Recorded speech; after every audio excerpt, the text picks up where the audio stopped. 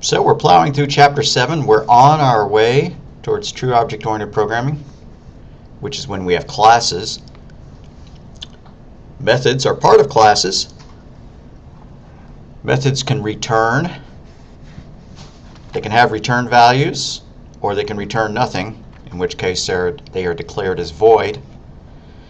And a method can return pretty much any data type or any object that you create, but you would have to define it in such a way that it is, that's its return type. If it's supposed to return a string, you make its return type a string. If it's going to return a bool, you make its return type a bool. If it's going to return a class object, like we're going to talk about in the next chapter, then you would have to define it as that. And in this language, everything is a class. So by definition, anyways. So yes, you could make something that returns a bool. I'm not going to spend any more time on that slide. Just like anything else. Okay, analyzing a built-in method. There are built-in methods into the language. I wouldn't say they're built in, but they're provided for you in classes. If they were built in, I would say that it would be an operator, like you have in Python, where you have the star operator to do an exponent. But we have a power of. Takes this value, raises it to that one. Just from this statement, we know a lot about it. It's in the math class, right? Math.pow. We know it's public because you can write a program that uses it. We also know that it is a static method. I almost said non-static. It is a static method. It is a class method because we did not have to create a math object in order to use it. So that means this POW function was declared as static. And that's true of a lot of the built-in functions in C#. You don't have to declare an object in order to get input. Unlike Java, where you declare a scanner every time, whenever you want your program to read in data from the keyboard. Instead here we just use console.read or read line. So I think that's kind of nice. We know that it is static. It's used with its class name instead of an object. It accepts two parameters. Now since we put 0.0 here, we know that it can accept doubles. We know what it returns because we're looking at this. It says double result, so it's going to return a double. Or a type that can be promoted, converted automatically to a double. If it returned an int, we could still store it in a double. So although we know many facts about POW, we do not know how it calculates the power of. And yeah, you could write your own power of function, but it's a lot harder to write a power of function that accepts, fractional values, like 3 to the power of 2.5. There are algorithms for calculating that, obviously, but it's not just a matter of simply looping. I'm going to loop up, 3 times multiplying 2 by itself. So in good object-oriented style, the implementation of the POW method is hidden from us. So passing array values to a method. You can pass a single array element just like you could any other parameter. This guy over here takes a double. You have an array of doubles. You could pass in an array element, as that. List square bracket 0, could fill that one in, and list square bracket 1 could fill that one in. But that's kind of trivial. Variables are passed by value, so the local variable, the parameter, stores a local copy of the value.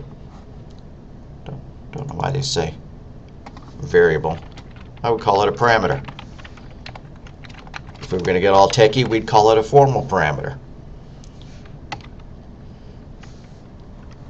So here we go. Here's our example. We have a function called method gets one int. And it's got one val there as a parameter. So when we call method gets one int, we could pass in an array element. Here they're just looping from the beginning of the array to the end, passing it into that function each time.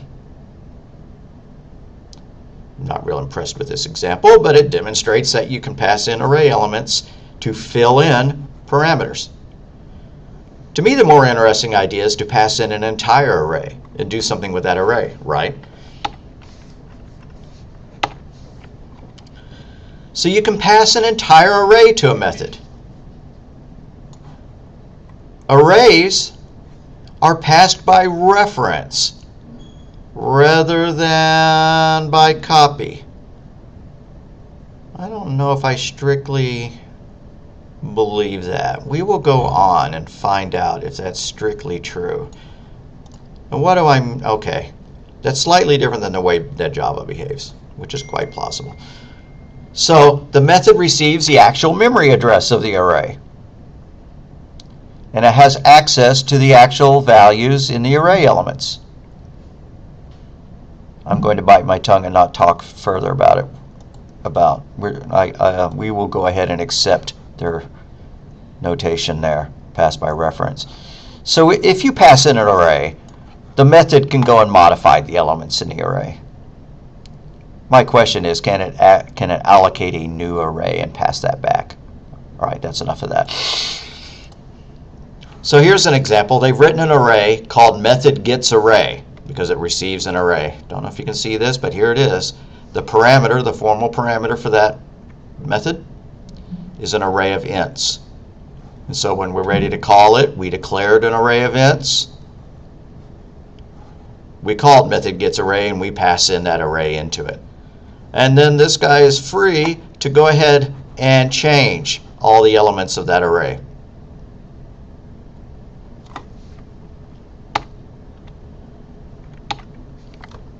You can even pass a multidimensional array. Of course you can, because if you can pass in a single dimensional array, you can pass in a multidimensional array. And remember, this language distinguishes between jagged arrays and non-jagged arrays. If you're using a non-jagged array, your arrays are declared like this with commas indicating, that it's 2 dimensions. That's a 2-dimensional array. If it was a 3, you'd have that. But a jagged array, you do it like that, which looks a lot more like how you do it in Java. Suddenly I become curious about whether you can pass in this style array into this style method. We may try that out. So writing a main method with a parameter list. The conventional way to declare our main methods is to do that. But if you want your code to accept command line arguments, and you know what command line arguments are, saying you have a program like dir, and you want to be able to modify its behavior, what does dir do? It lists all the files there. But say you only want to see directories. So we could type in dir /?, that / will give us help on it. And so if we're curious and we only want to see directories, we could do a /AD. So dir/AD. There we go. We only see a list of directories.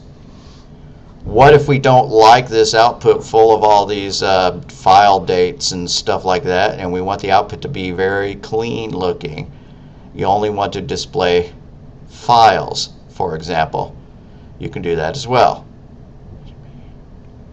That's /B for bear. So let's do dir/B /attribute file. Whoops, that's not right. Okay, just /B then. And there we get all the files in that directory in a nice bare bones. Okay, anyways, these are command line parameters, and you can tack them on. I want a list of all the subdirectories, and I want them in the bare bones format. There we go. I had 2 command line parameters, right? Okay. So you can write a program that accepts command line arguments.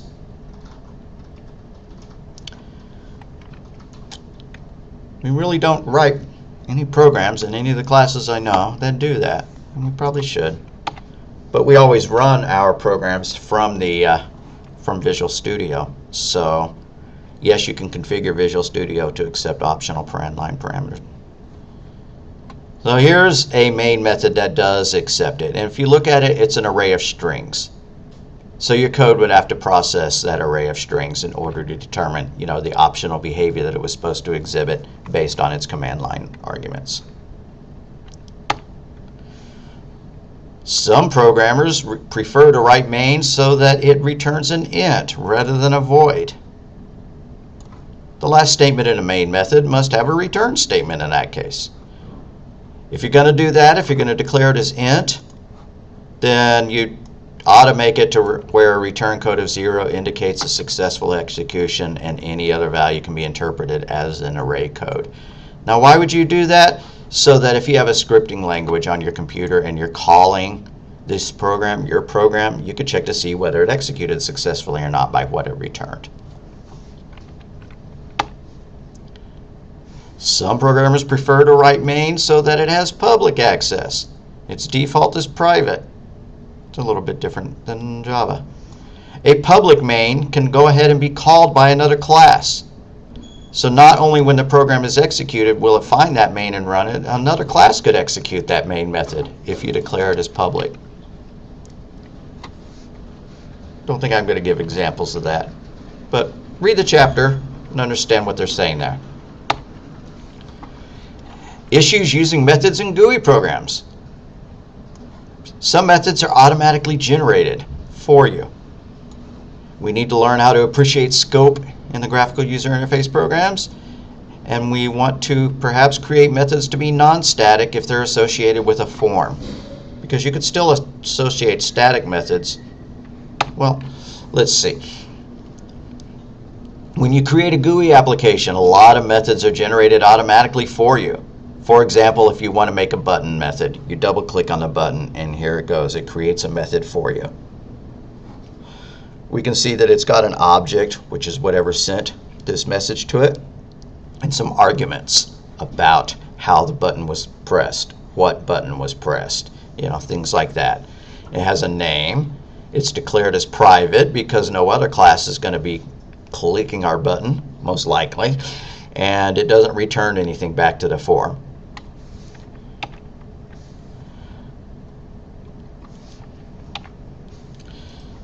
So if you declare a variable or constant within a method, it is local to that method. So if you need data to be shared between two different methods, you're not going to declare them as local. You're going to make them instance methods. If a variable or constant is needed by multiple event handling methods, the variables must be defined outside the methods, but inside the form class. Automatically generated event handling methods have predefined sets of parameters.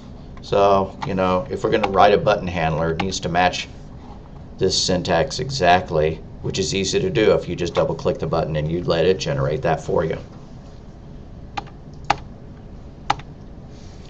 So when you create a GUI application, the word static does not appear in the method header. The reason for that is it's assumed to differ on a form-by-form basis.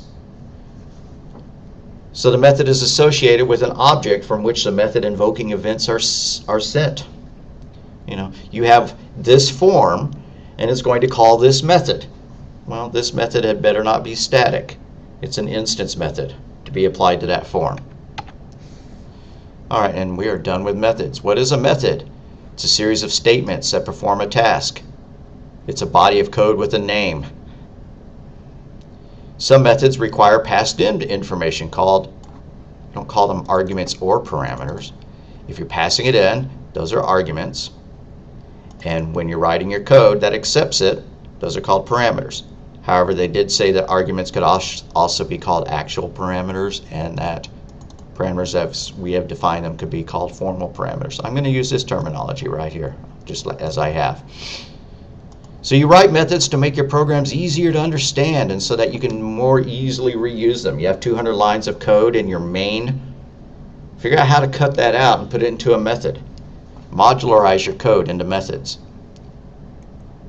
As of the next chapter, you're going to modularize your code to separate it into classes, and then you're going to put code in the methods of those classes. A good object-oriented program hides their methods implementation. You don't need to know about the data inside it. You don't need to know how to read data from the keyboard. What variables are involved there, what kind of buffers they've allocated and stuff like that.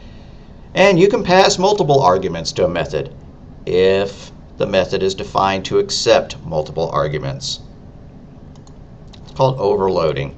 If you create one method name that can accept like one argument or 2 arguments, or 3 arguments, or 4 arguments, or if you want one method to accept an int and another one to accept a string, but the methods need to have the same name, you can do that. We're going to learn more about that. So the arguments, the parameters, can be pretty much any data type. They can be ints, floats, whatever. They can be arrays. They can be objects.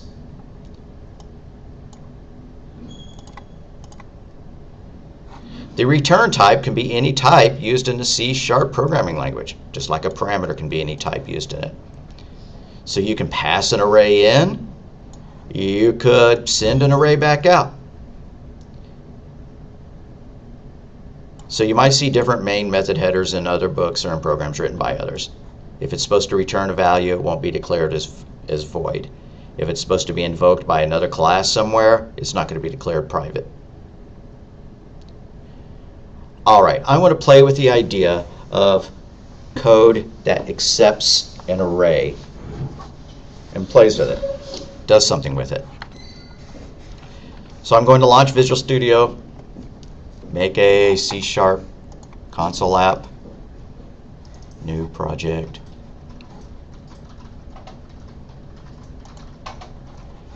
console app, call it my method array test. Alrighty, I want a method in this thing. It's going to be part of my class. All your methods will be part of a class, unlike C++ where you can throw in functions wherever you want. So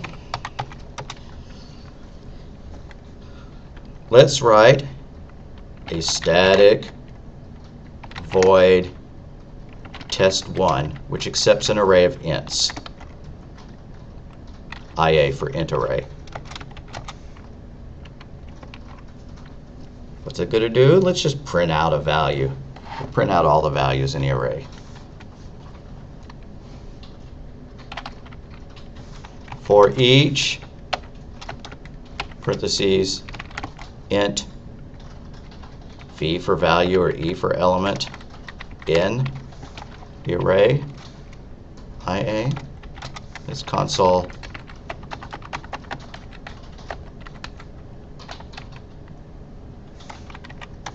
dot write line e. Now let's declare an array and use our test. So int my array, but I should have declared a type for it, is equal to 8, 5, 3, 1, 2, 4, 6, whatever. And let's pass that into test1. It's going to work just fine. There's no mystery as to what's going on here.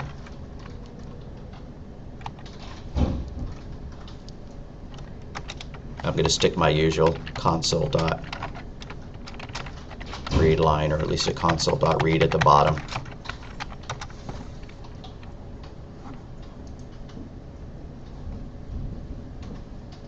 Okay, that's not right.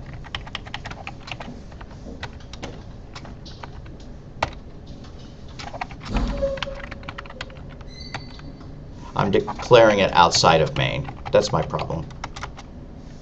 Duh. Console.read like that, but it has to be inside main. Alrighty, let it go. It should print out 8, 5, 3, 1, 2, 4, 6, and indeed it does. We can change those values if we want.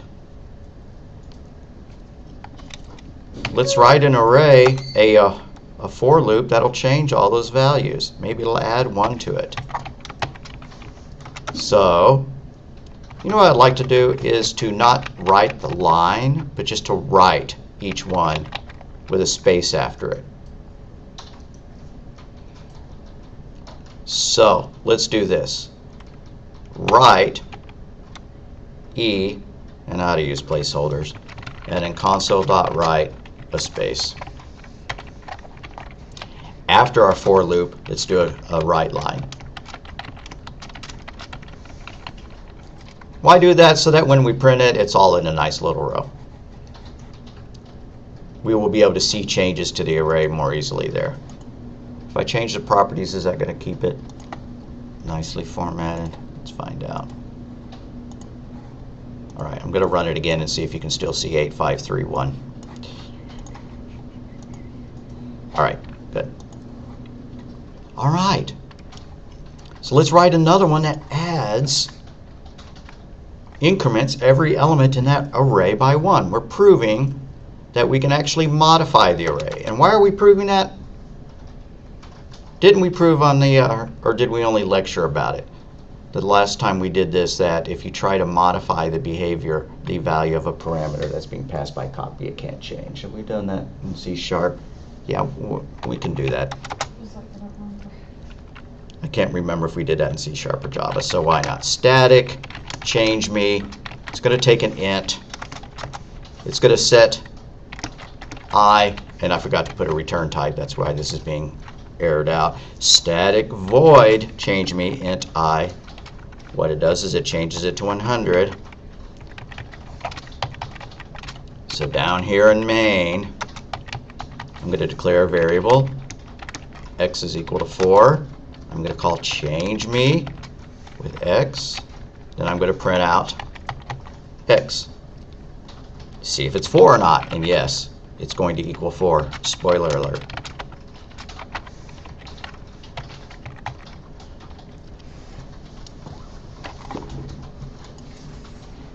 Yeah, it equaled 4, even though it looks like this would have changed it to 100. And the reason why is this is a local variable that gets a copy of the value passed in. So once you have a copy of it, you can do anything you want to, but it doesn't mess with the original. And if you think about it, that makes sense, because what if you typed in 100 there? Is it going to somehow magically change 100 so that when you get, done with this, 100 equals 90? I mean, sorry, 100 is 100. And if you passed in 400, is 400 suddenly going to be reset to 100 by the time it's done? No. Okay.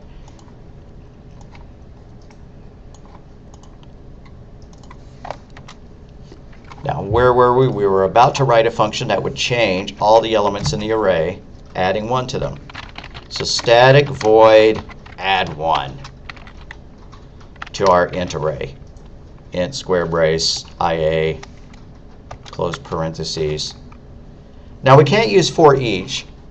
As we've mentioned before, I hope, E is a copy of each element in the array. E is not that element in the array. So if you change it, it doesn't matter. The array is not modified. So we could use a while loop, but for loops are cool. So for int I like I for index, is equal to 0. I is less than IA dot length, capital L length, I plus plus. What is length of method? No, it's not. Okay. Curly brace underneath it, and let's change that element. IA at I is equal to IA index I plus 1. And are there better ways of doing that? Yeah, absolutely. We could have just done this. IA subscript I plus plus. That would have done the same thing.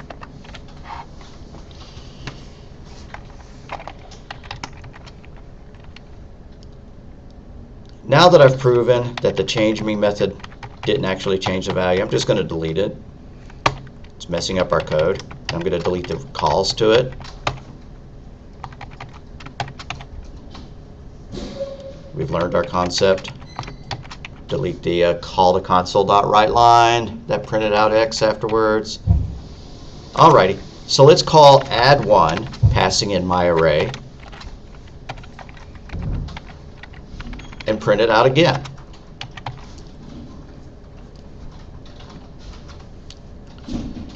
We shouldn't have called it test, should we? We should have called it print or display. I feel like doing that. It's a much better name for it. So I'm going to modify the name of that method so that it's called display. So what I'm going to do is I'm going to highlight it, highlight the name. I'm going to right click, refactor, rename that method. I'm going to call it display. And that goes and it changes all references to it. And it also just changes the name of the original method. All right, that code's clear, right? All right, so here's my question. If we allocate a new array and we set myArray, if we set IA equal to that new array, does that trickle back down here? Does it actually change the contents of myArray? Does it change that variable? We're going to find out. So static void, I'm going to call it new IA, and it's going to take an integer array called IA, so int square brackets IA. Let's declare a new array. Int NA for new array is equal to 1, 2, 3, 4. That'll be real easy to spot. Now we're going to set IA equal to NA.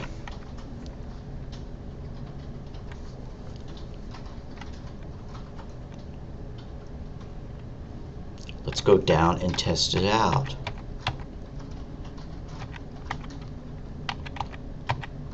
So let's call new IA, passing in myArray, and let's display it one more time and see if it's actually modified. Display myArray. I'm going to add some blanks here to make it slightly easier to read. I'm going to kind of pause there for a moment. All right, I'm going to run it. See, check it out. The third one is the same as the second one. So when a textbook says it's passed in by reference, it's not strictly passed in by reference. You could force it to be with some keywords, but it's not. IA is not a reference. It just gets a copy of the address of the array. So you could change the elements in it, but you can't change what it's pointing to. Or if you do, that change doesn't trickle back here.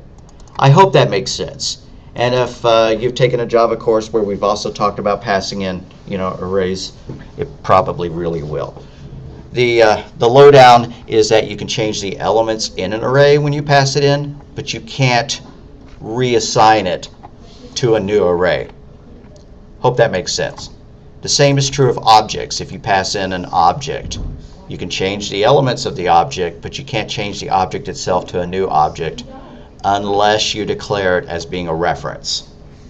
So even if you return it into one? Oh yeah, we could return it. We could do this. Return IA, and then down here we could do this. My array equals new IA. That totally will change it. But I'm going to have to declare the return type as being an integer as well. So int square brace new IA.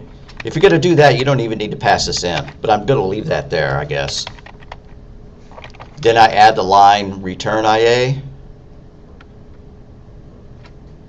Then down here, when I call new IA, I store its result in my array, and that certainly will change it. But it didn't change it because we passed it in. It changed because we returned it back out.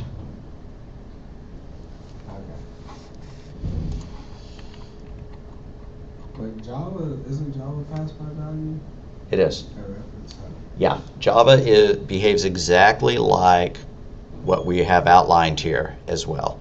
And by default, C# does as well, unless you pass things in as pointers or as references.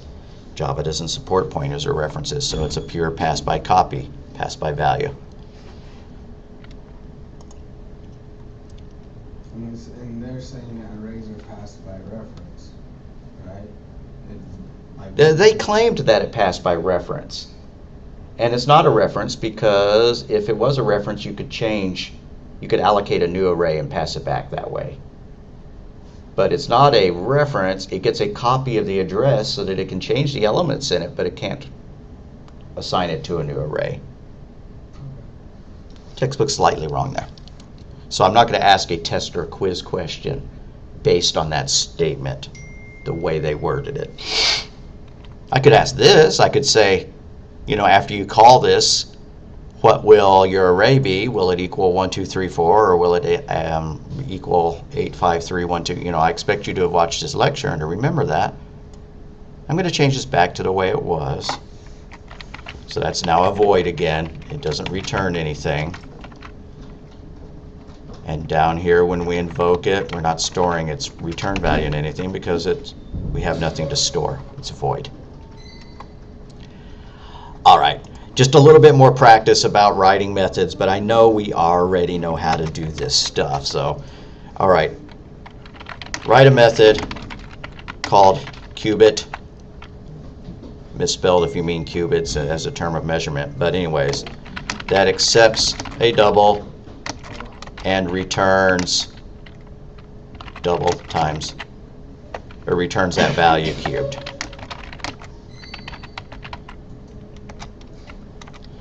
And then write a method that determines if a number is evenly divisible by 10. That determines if a number, let's make that an int, and returns true if it is otherwise false. All right, I'm going to let the guys who are in here work on that. So I'm going to pause the recording. And I want you all to take a stab at it, and then of course I'll give you all answers for that. All right, it's pointed out to me that I didn't give you a name for this one. Write a method called, gosh, I don't know. All right. If Mod 10. I would do mod 10. Yeah, if mod 10, or if div 10, if even 10. I like that.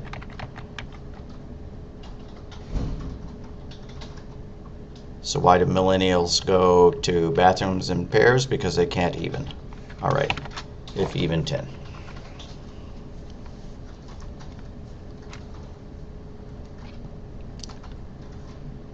Why are you giving me extra? All right, so we're going to do this. These are methods. I'm going to put some comments as to what this is. This is the end of the namespace. This is the end of the class. So now I know where to add my methods before the end of the class. All right, since this is all part of our main class and it's going to be called by the main method, which is static, we have to make these static as well, even though I did not put that in here. Now in an exam, if I asked you to write this, I'd either say whether it was static or not, or I wouldn't care which answer you provided. So anyways, if I leave off I also didn't specify whether it was public or private, so I'm just going to leave that off. So static qubit, but I didn't give it a return type. Since it's supposed to return a value, it makes sense to make it return a double. So static double qubit that accepts maybe double x, or double value. And one student implemented it like this. Totally fine with me.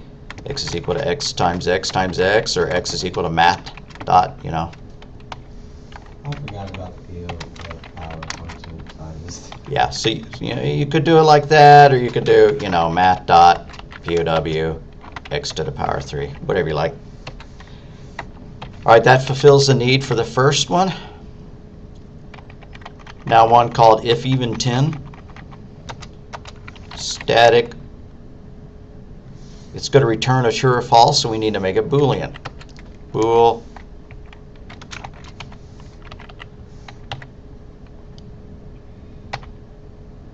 Yeah, these are exactly the same things.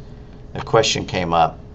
Is there a difference between bool lowercase and boolean uppercase? They are both equal to system.boolean.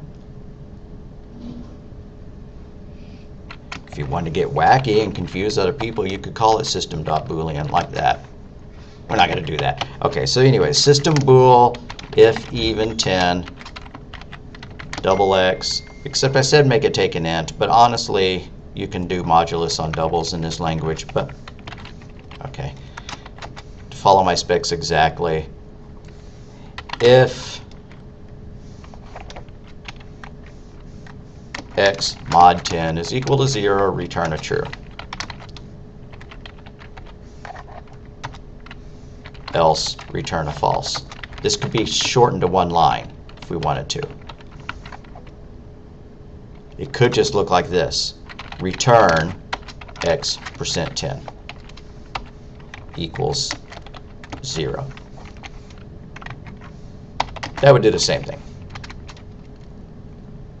Pro programmer would probably do it that way because it's a little more concise, but hopefully within the realm of readability. You don't necessarily want to go towards conciseness if it makes it impossible to read. But this just performs a calculation, and if it is equal to 0, it returns a true. So anytime you see a return true based on a calculation, think to yourself, could I just shorten it to something like that? Alrighty. Then if I was going to test them out, I would need to go to main and call them. So before my console.read, int xyz is equal to, no, it needs to be a double. Double xyz is equal to qubit 2. 2 times 2 times 2 is 8, so when I print it out, it ought to be 8. And then bool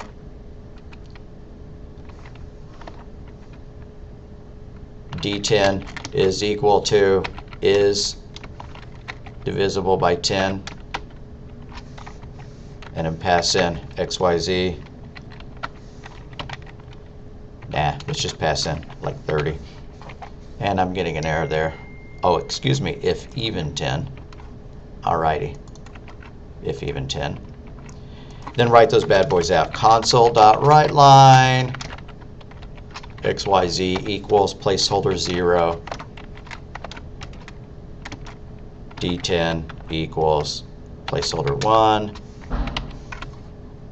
Am I zoomed in enough for you guys watching this? I hope so. And then pass in as arguments xyz and d10. Alright, I better zoom in. I'm not sure that y'all were all able to see that. Here's our qubit function. Here's our even 10 function.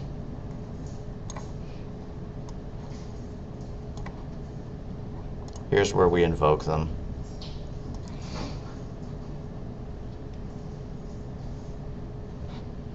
Alright, hopefully y'all were able to see it. Run it, make sure it works. Yeah, 2 times 2 times 2 is 8, and d10, was evenly divisible by 10. 30 is. What if we make it 31? I'm going to see if it becomes false. Yeah, it becomes false. Okay, I consider that done. We know everything there is to know about methods. Not really, because they're not talking about alternate parameter passing, how you pass in by reference. Guess we'll save that for a later lecture.